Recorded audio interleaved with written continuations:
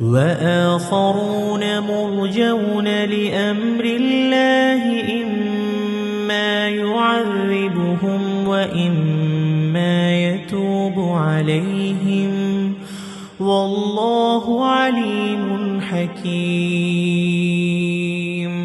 والذين اتخذوا مسجدا ضرارا وكفرا وتفريقا بين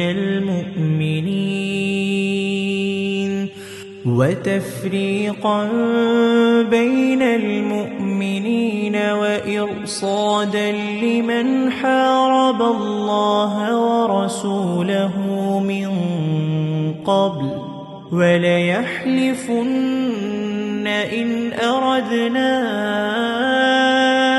إلا الحسنى والله يشهد إنهم لكاذبون. لا تقم فيه أبدا لمسجد أسس على التقوى من أول يوم أحق أن تقوم فيه رجال يحبون أن يتطهروا والله يحب المطهرين. أفمن أسس بنيانه على تقوى من الله ورضوان خير أم من أسس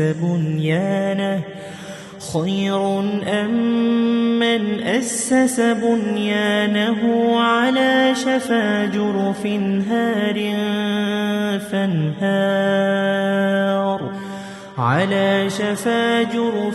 هار فانهار به في نار جهنم والله لا يهدي القوم الظالمين.